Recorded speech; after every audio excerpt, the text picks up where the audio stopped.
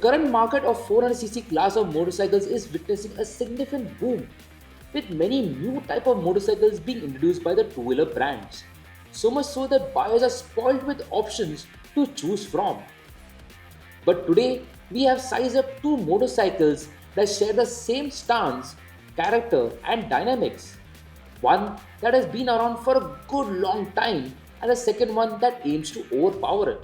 Yes, we are talking about Bajaj Auto's Hyper Tourer, the Dominar 400, and Hero MotoCorp's Roadster, the Mavrick 440. With a price difference of about 10,000 between the two, which one rules the space in this 400cc class is what we aim to find out in this video. But before that, do subscribe to Car and Bike if you haven't already, and do hit that bell notification for the latest news, reviews and updates from the world of cars and bikes from Car and Bike.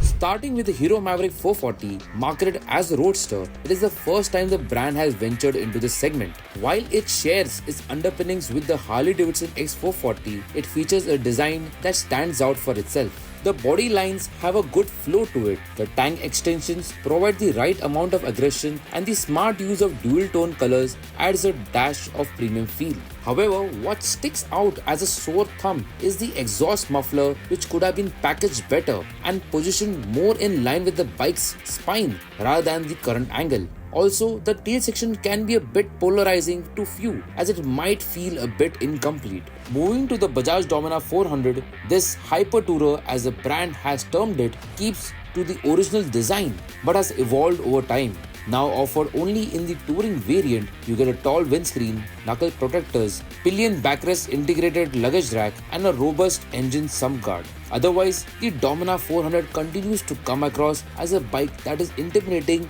which is further influenced by the overall larger dimensions. Although the design hasn't changed significantly since its introduction in 2016, it still is a looker and has a strong road presence.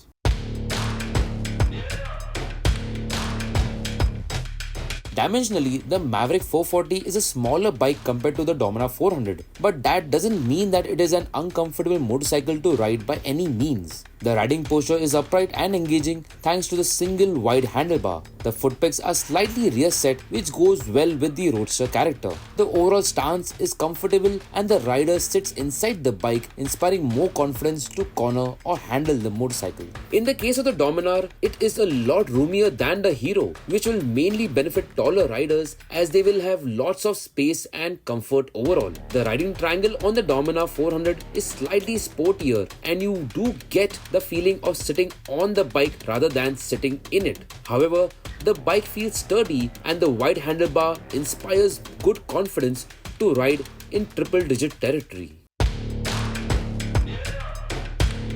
In the features department, the Mavrick 440 takes the crown here simply because it gets a projector LED headlamp, smartphone connectivity, and turn-by-turn navigation. However, the design of the instrument console feels down market and not up to the mark compared to the rest of the bike. The Dominar 400 continues to offer the same kit, full LED headlamp, twin instrument consoles, and shift light. Compared to the competition, this bike does fall back on few parameters and does feel outdated here.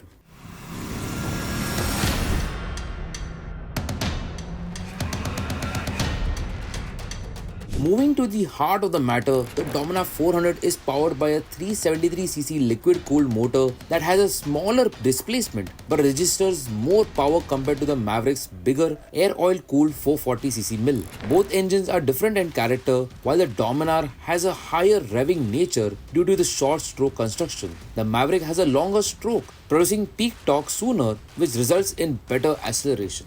Both bikes come mated to a 6-speed gearbox and are assisted by a slipper clutch. While the gear shifts on both the machines are slick, the Mavrick 440 does a slightly better job in terms of refinement and feel.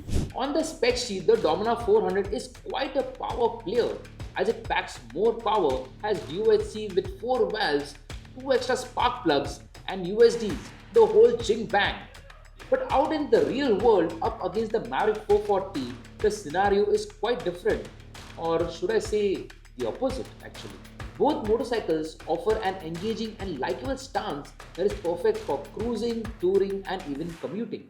Both these machines also are prompt at tipping into a corner and do offer the kind of confidence to do it well. And the brakes on both these power cruisers do a good job of shedding speed and do offer the kind of feedback on the bite and progression to make the best use of it. But then there are two things that don't work in favor of the Dominar 400, which is its weight and wheelbase. Although the difference is only of 6 kilograms between the two, the additional weight of 6 kilograms on the Dominar is spread across the motorcycle, which includes the body panels and part of the perimeter frame, which unfortunately makes the motorcycle top heavy, and due to that it affects the agility of the motorcycle, especially during slow speed maneuvering. Also, taking the bike off the kickstand or maneuvering the bike through slow moving traffic requires the rider to take that additional weight into account while riding. Next is the wheelbase, which is longer than the Mavrick 440 and thus affect the ability of the Dominar 400 to be squeezed through tight traffic spots. And also, while negotiating U-turns, you have to consider more clearance due to the wider turning radius. For the matter of overall fuel efficiency, the Mavrick 440 has a larger mill but manages to return a slightly higher fuel efficiency figure of 32 kmpl compared to the Dominar 400, which manages to return a figure of 30 kmpl.